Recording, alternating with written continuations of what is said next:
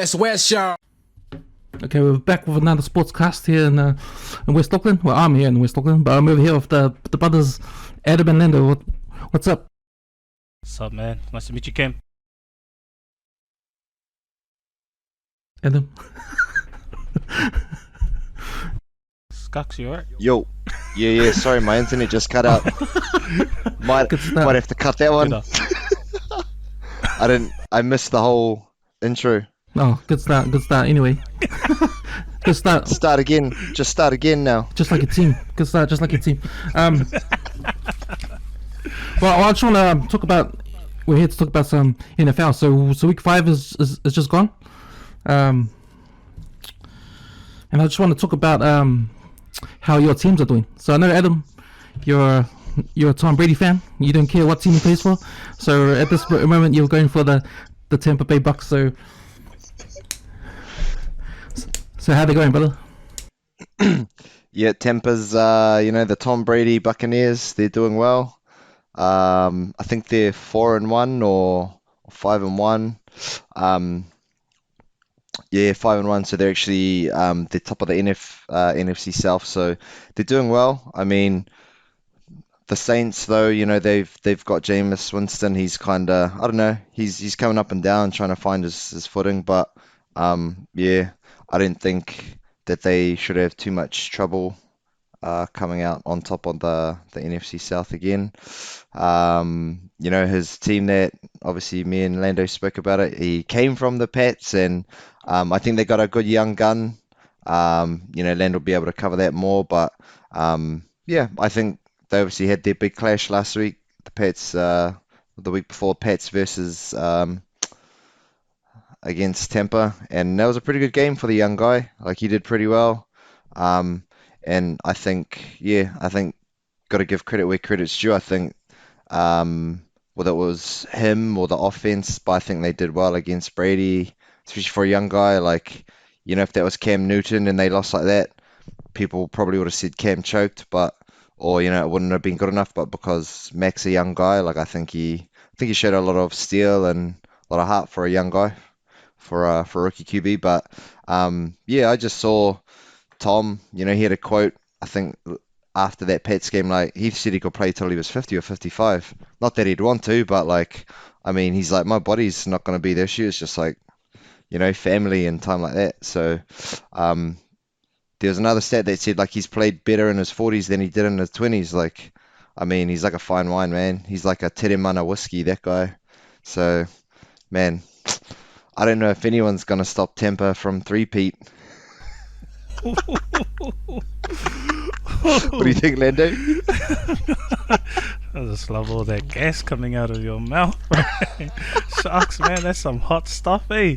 But it's love to talk about the Bucks, but just jumping on what Skux was saying about my team, New England Patriots. It's gone through that 2-year sort of like phase last year with Cam, and then this year with Mac.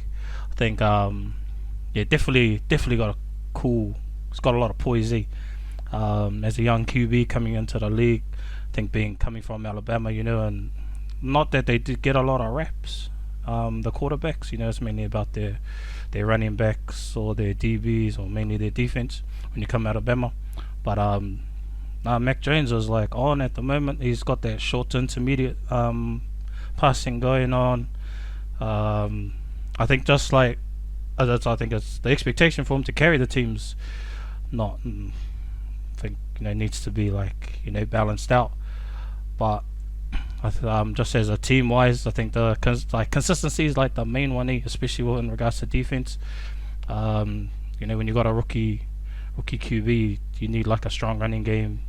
You need a strong defense. You need to play the short field. Need to play special teams, like push them down and play like field position.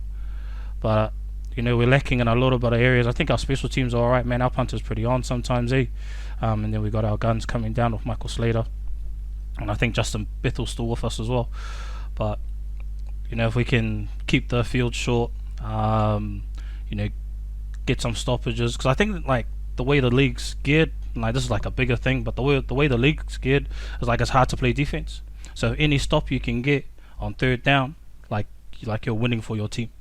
And if you've got the ball in your possession, like there's been a couple of games, if you're the final team with the ball in your possession, bro, you're going to win the game at the end of the day. Unless you're from the Packers or the Bengals and your kicker can't get the ball through the post.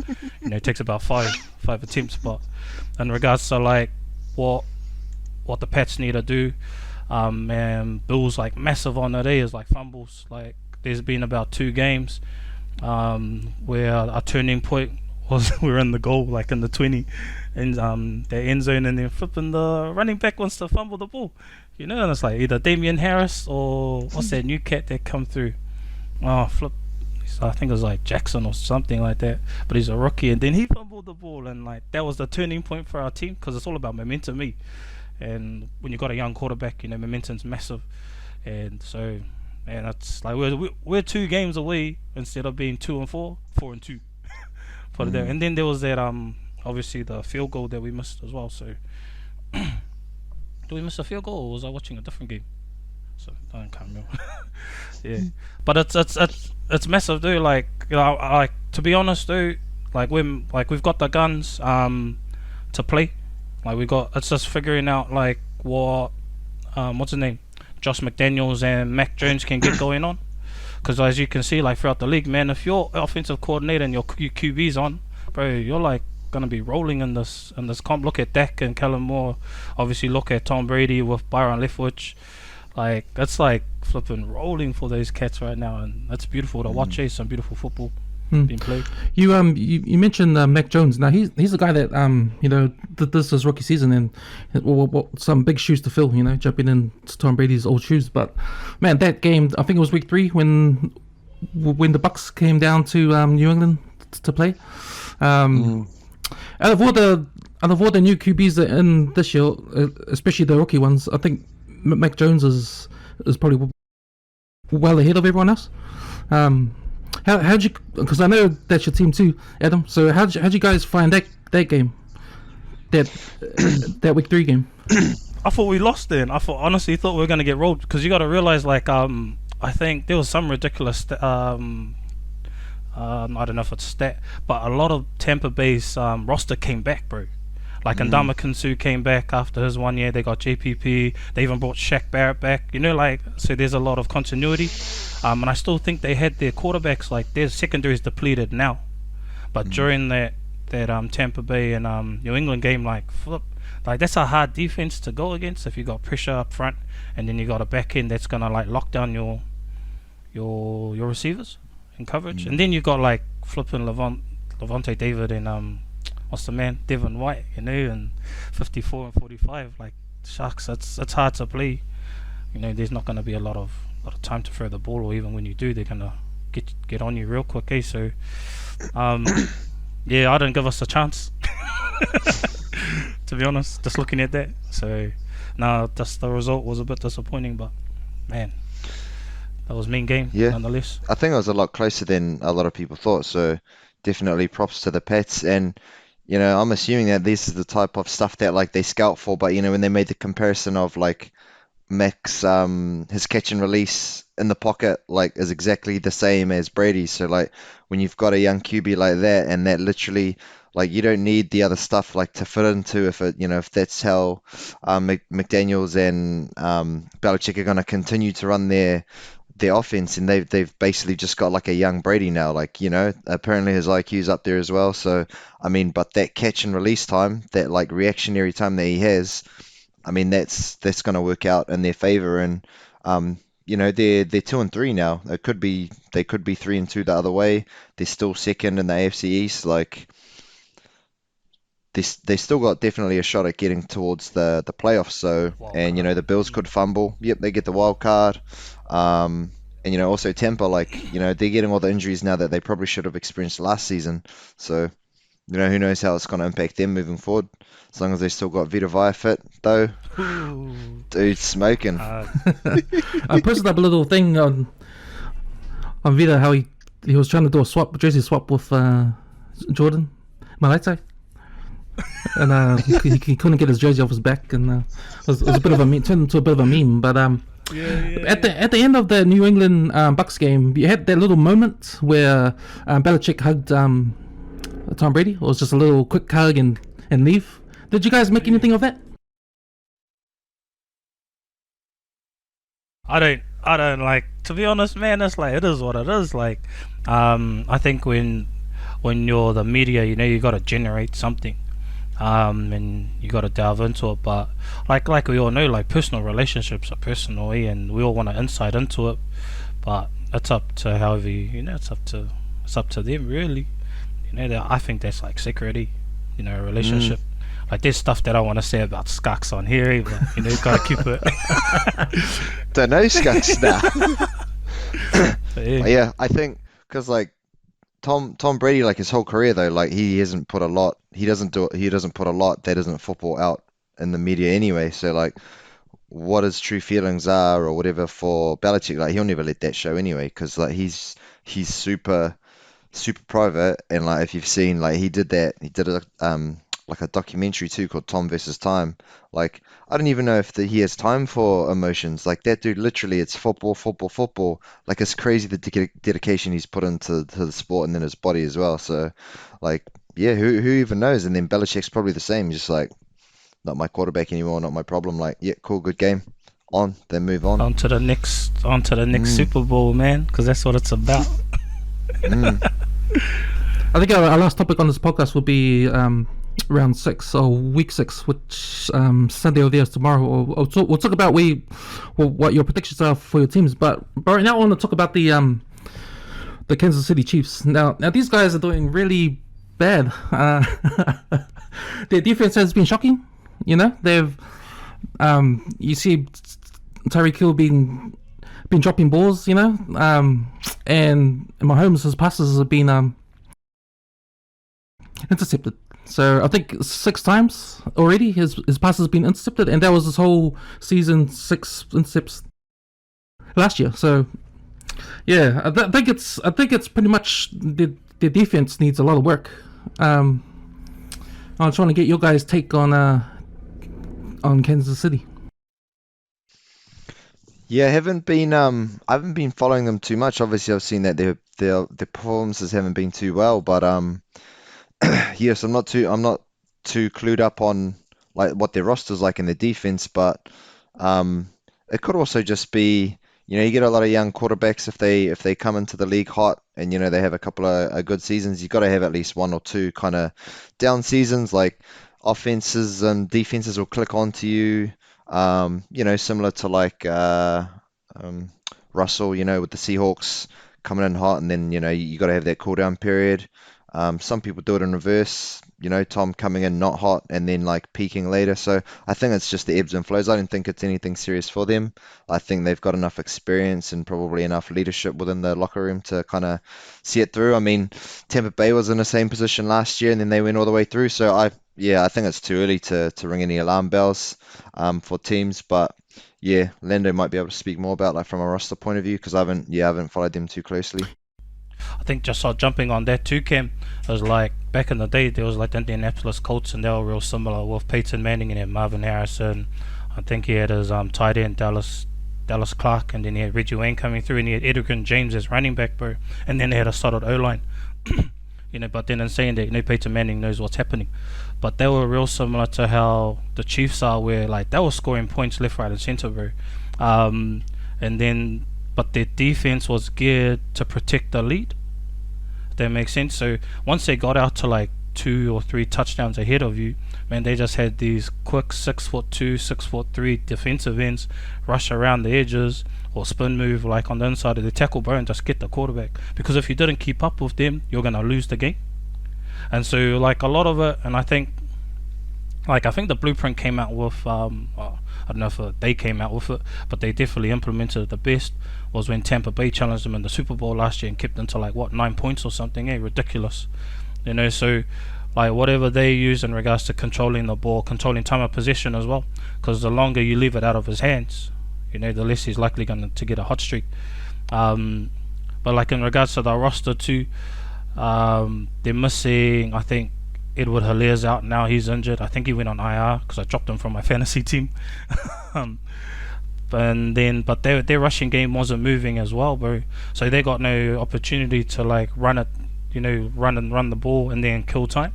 To I guess alleviate the pressure that's on their defense, who's missing Chris Jones, who's their tight end that they rely on, or Frank Clark, the outside linebacker, to generate their rush. So when you do get that lead, you got those guys pushing up either through the middle, one on the edge, or both on the edge, generating that pressure. So it's like, yeah, it's tough. And like what Skarks was saying, injuries play key, eh? And Chris, because of the person that Chris Jones is and the impact that he has on a game, like you're starting to see that now on the defense. And if they're not scoring heaps, then the pressure's on the D to stay in the arm wrestle. So that's like it's already been said, bro. The offense is gonna score, but it's like I heard something on the podcast, like you gotta realize that KC, they're like a Ferrari, but then when the Bills came in last week, they're like a flippin' like off-road, like four-wheel drive. They're gonna like drag you through the mud, bro. They're gonna make sure like you've played against us, and you're gonna feel it like for the next 2 to 3 days. So depending on like if they can implement their like usual game plan where they score left, right and center, deep, short, take a little short drag and next minute Tyreek Hill, or there's that third guy that's in there, I've forgotten his name, Robinson, McCall Hardman, like you got those three guys who can like take a little short pass and they're gone down the field, bro. So that's a tough one for KC, but at the end of the day, like Skarks was alluding to it, bro, you got to build towards the end of the season. It's still early days, but something to think about too is you got to realize as well, like you alluded to Skarks, Russell Wilson, his first year went to the Super Bowl, won it, second year lost it, never been back to a Super Bowl. And Patrick Mahomes has already been to 2. Like, is that the forecast for him moving forward? I don't know. Yeah. But almost replicated it, eh? Yeah. Similar. But I think the thing is Andy Reid. I think Andy Reid's a better coach than Pete Carroll, on his day anyway, offensively. So. Yeah, it's almost like, and because a lot of the super athletic QBs, like they're good for one, and it's not that they're good for one and done, but it's like they almost need to evolve their game as well. Like Brady's kind of evolved, like, and he's also not like an athletic QB. So I think if the offense can kind of incorporate not just having your QB be super athletic and having a sling arm, like you got to mix up their running game and like have a bit more variation as well, and that'll take less pressure off Mahomes, and it'll wear down the other defense, and then he can, like, that's when he can use his athletic stuff to close out, like do a quarterback sneak, because we've seen he can do it easily, but he needs to mix that up, more variation early on, take less pressure off the D and stuff. I think just jumping on with Skarks, bro, like Skarks, because I think we underestimate the resources that each team has, bro. Like you gotta realize, like once you start playing a particular way all the time, like, bro, they got footage from Nam. They got people who dissect that footage and then give it to those units on the team to like thing, and then implement and practice. Like that's another aspect of the game that's not really talked about. But you keep doing the same stuff, bro, week in, week out, teams are gonna get switched on. They're gonna counter you. So if you don't have like a wrinkle, think about Patriots, like Tom Brady used to come out hot, and then at the end of the season, bro, they'll dominate in the running game. And their running game came out of nowhere. It might be the last 3 to 4 weeks of the season, but they carry their running game right into the playoffs, deep into the playoffs. And then Tom Brady's got this play action, or he's got this like, oh, where did that pass come from? One of these little trick plays. So you gotta, that's something for KC and Andy Reid to figure out, bro. Yeah, the Pats would always have a trick play every playoff, every time, and you're like, oh shit, like, is Edelman gonna get to do his QB? Like, that always have a trick play without a doubt, and that's how they'd always get past, like, the nemesis. Like, if it was them against the Steelers, like, they'd always knock off Big Ben because they'd have that extra play, Amendola or someone, like, and that's what I feel like the other teams need to have, a bit of that flexibility, because it's creative, and yeah, it'll throw the other teams off. Yeah, I think another scary thing is if KC do continue to struggle during the season, but do make the playoffs and they become a wildcard team, then that's going to be bad news for whoever's going to play them. Well, flip. That's what because also the talk has been because they've challenged the Bills and they challenged the Ravens, right? And they all got they've all got similar winning records. It comes down to like if you won your game, and that determines what your final seeding is. Remember, KC had the home game advantage throughout the playoffs. You know, to be able to do that, and that's massive. So they're out of the running now, losing against Bills and the Ravens. So yeah, it'll be interesting to see who ends up being number 1 seed in the AFC. Yep. Just on the Buffalo Bills, we'll come to them in a second because I reckon they're the number 1 team in the NFL right now. They're pretty hot. But in terms of KC moving forward, I'm just looking at the next games they have. So they meet. So who they've got? They've got. So the top teams they're gonna play are the Packers in week 9, the Cowboys week 11, Chargers in week 15, and I put Cincinnati in there 17 because they already lost to them. So I think if you talk about them losing again, these might be the targeted games for them. So yeah. 100, and I think LA Chargers have had their number the last 2 to 3 seasons, bro, where it's always been a split or Chargers have come away with the 2 wins.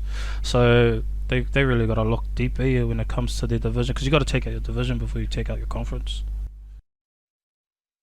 The Bills, what do you guys take on them?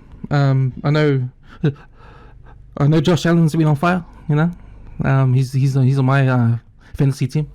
So he's doing good. He's doing great things for my fantasy team there. But are these the number 1 team, the team to beat so far?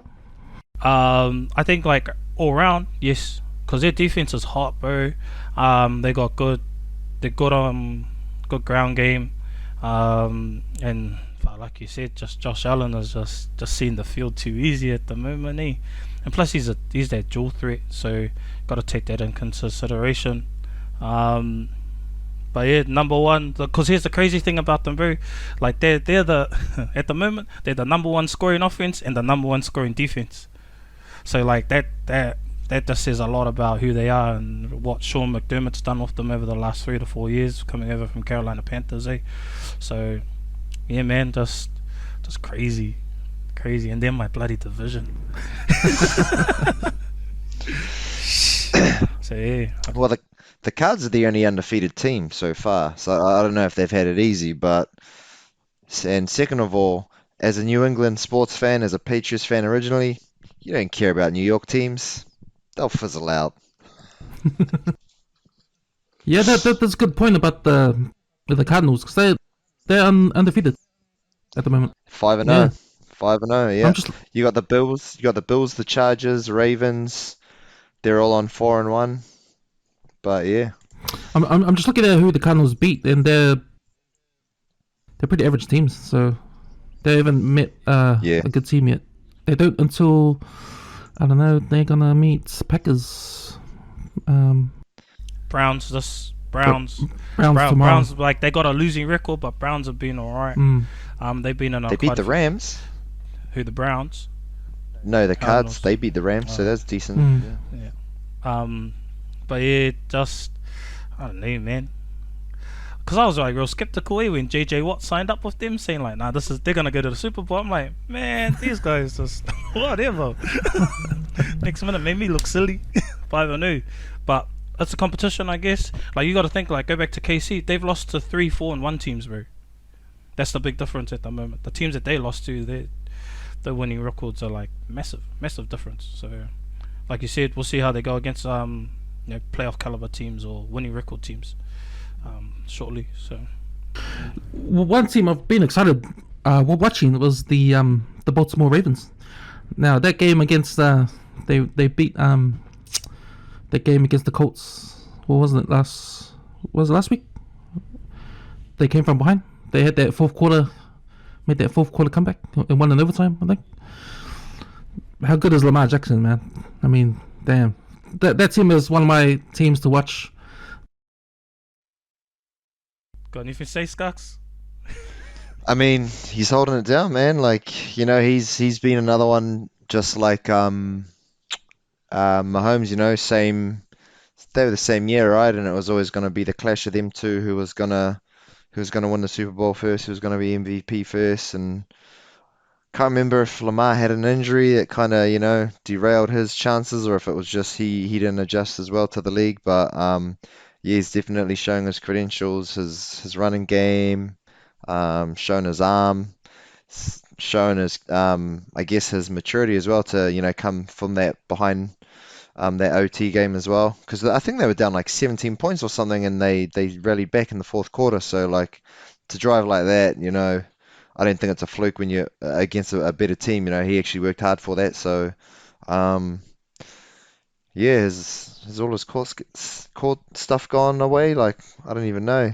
All his what? Dude's an animal. Or the off-field stuff, Oh, he's just getting on with it. yeah. So, Flipping, cause I didn't follow that game. I didn't end up watching it, but just like I was on the Tribe app, plug Tribe app. And I saw like it was a third quarter and it was like only 3 minutes left and they were down like you were saying, Skunk, 17 points. Oh, bro, they did. Next minute it's like an OT thing and I'm like, oh, what the heck just happened? So, like I watched the highlights of it and all that. But that game there was sort of like if you watch the week 2 game against the Kansas City Chiefs where they were down as well. Man, and Lamar played lights out, like all the things that Skarks was saying, but there was like this will, bro, this desire to like, nah, bro, I'm gonna win this game by myself. I'm gonna carry this, like the other 51 guys on my back, and I'm gonna win the game. And it was crazy, but I ended up watching that game, and I was just like, whoa, it just blew my mind. I was like, oh, here comes the MVP, another MVP season, because you can't pull that sort of stuff against a great team like the Kansas City Chiefs, bro, who were already ahead by miles. And then be able to like your defense gets a couple of stops, you capitalize on the stops and score touchdowns, not field goals, and man, like that. So when when they played the Colts last week and he did that, I was like, that's another one, bro. That's another turning point or like an elevation sort of thing for the season for him. And it's like, and I always got to come back to what Skarks was saying. It depends when you're gonna peak, bro. Do you want to peak in the first quarter, or do you want to like keep building and then peak at the end? So you got a deep playoff run, but the playoff always comes down to injuries. But man, Lamar Jackson is on for the Ravens, bro. And remember, they got rid of their right tackle Orlando Brown and traded him over to Kansas City Chiefs because Orlando Brown wanted to play left tackle, but they got Ronnie Staley, and then Ronnie Staley got injured and didn't play last week too. So he's down a left tackle, bro. So you gotta be like, his blindside is like, so you gotta like, there's all these little things, bro, in the game that Lamar's playing or elevating his game to compensate for, bro. So yeah, light up, bro, straight up. Oh yeah, I just want to go around and talk about your teams for week 6.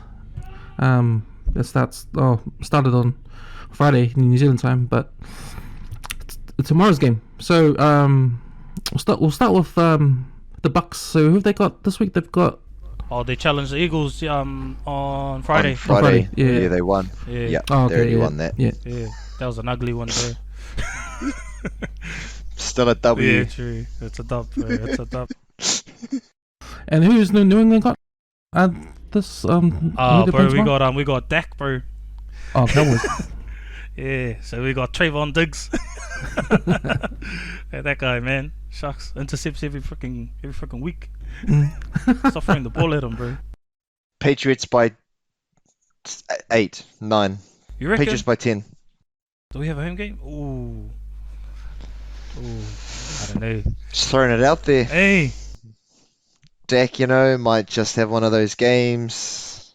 I don't know. Dak's been playing pretty good, bro. Like Elliott might roll his ankle. Who knows? Yeah, but they got Tony Pollard coming through. So Tony Pollard, like that backup, their 2 RB, bro. Their second RB is like he's had a couple of 100-yard games too this season. behind Zeke. Plus you got to remember they've got freaking CeeDee Lamb and Amari Cooper, bro. And they got their freaking what's his tight end Jarwin or something. He's catching flipping. Oh, bro. So it all depends. Like if the defense can get stops, they can show their wisdom or what do you call it? Yeah, their age. I don't know if that's a good thing or bad thing, but if they can show their experience, then I reckon we keep it a tight game. We win the arm wrestle. But if Cowboys blow us out, bro, we're gonna lose by like maybe 20, just because we can't keep up with them offensively, bro. But my money's on Cowboys, even though I love the Patriots. But you can't beat Kellen Moore and Dak at the moment. They're just they're streaks ahead of Josh McDaniels and Mac Jones right now. And the game's coming up for the Patriots. So I think I'm looking at it now. You guys got New York Jets next week. Yeah, easy dub. Easy dub. So Zach Wilson, man, I feel sorry for him, but frick. Man, but the hard. next game, the following week, will be a big one against the Chargers. So yeah, there'll be one to. Justin Herbert, bro. That's my guy. It's my fantasy guy.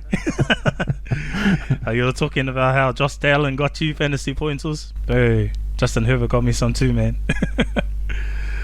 And yeah, Browns is another one. Titans. We'll see how we go against the Titans with Mike Vrabel. Mike Vrabel's had our number the last 2 to 3 seasons.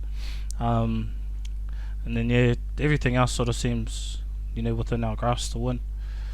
Apart from the Bills. Sweet. Another news in the NFL, the big one, John Gruden getting fired.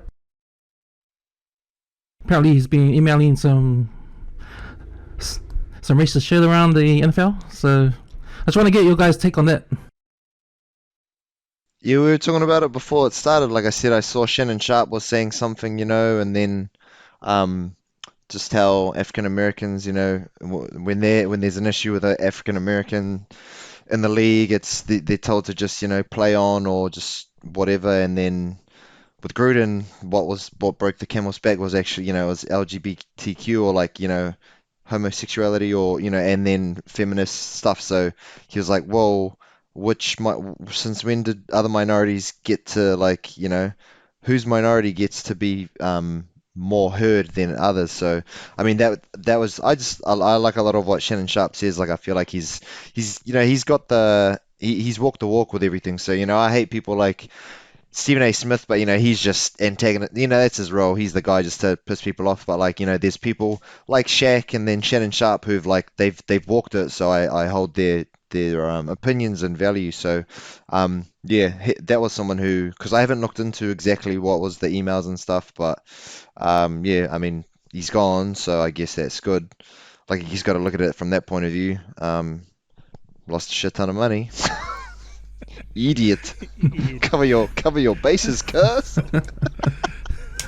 Yeah, I think Ryan Clark was echoing the same thing too, bro, around ESPN and like how it all started. Because as it unfolded, I was like, oh, it's just a couple of emails, that's a bit drastic, like signing away. I was like, oh, resigning straight away. I'm like, oh. But then as it unfolded, then the email, it wasn't just one email, it was numerous emails, and it was like across a whole board of, like Skarks was saying, and it all came from that investigation on the Washington football team and emails to their GM Bruce Allen. So I think it just highlights just that elitist sort of like mindset or perspective, and just that attitude that like, man, I'm untouchable, I can say what I want to say, do what I want to do, even though it was like 10 years ago now from this day. But it's in society we sort of like to just glaze over it, but it's prominent, bro, and we've all encountered it in various forms in our lives. So yeah, it's like it's been said, reiterated through most of the black community on ESPN and most of those talk shows. Like Randy Moss had a cry about it too, not in a bad way, but got emotional too. It was like, I thought we'd gone past this. Keyshawn Johnson even, who even played for John Gruden, said like finally was like, yeah, shame he got caught. About time. So yeah, man, it's their whole elite white male, perspective on how things should be done, and this is the way it can only be done. And people have to know their role or their place, as opposed to, man, let's be inclusive. The spaces for all of us to, to enjoy and be a part of. So yeah, it's deep, bro. It's just it's a reflection of society, bro, in some aspects too. So some deep shit, man. Have they signed a new coach? Have they? Yeah, they signed up their special teams coach. So Keyshawn Johnson, who played for, like I said earlier, played for Tampa Bay, and they won their Super Bowl with Warren Sapp and Derek Brooks and them. Said there like he was also on the Bucs staff as well. But it's really important that he became head coach. But what reason why special teams coordinators are important is because they deal with every single unit. So you got a little bit of the defense, a little bit of offense that come into special teams. So being able to communicate across the board to each and every single one of those units will be key moving forward for the Raiders. So see how they're able to overcome and what leadership does. Because at the end of the day, it's going to come down to leadership to get them out of this, quagmire of fucking bullshit that their head coach left them, bro. Stink. Like, bro, the balls of the man, they come into the locker room, hey, what's up, brothers, and talk shit behind their back, man. Get me. It's pretty unfortunate for the franchise as a whole, because they won their first 3 games this season, and they haven't done that since the 90s, I think. Was it the last time? They won 3 in a row in the opening. They've been the cellar dwellers for AFC West for a while. Yeah. But yeah, man. No, it's been good, boys. I think we'll just wrap it up and we'll do this again after round 7 if you guys are free. But love it, bro. Yeah, Love it. I think I'll still be in lockdown. Bro, on there too, like, cause just be mindful we might be in for a little bit longer, bro. It's been great because we can watch these NFL games on Monday. Don't have to go to work, but still trying to find that dream job, bro. I don't work on Monday. NFL analyst based in Tamakima COVID. That's the one. Now, thanks for jumping on, boys. I learned quite a bit on this podcast. I learned Adam's other names, Skux, so bit of a bonus, but yeah, man. Oh, they'll probably like more will come out, as the weeks progress, brother. So appreciate it, Cam. Thanks for having me on. Always good to see you.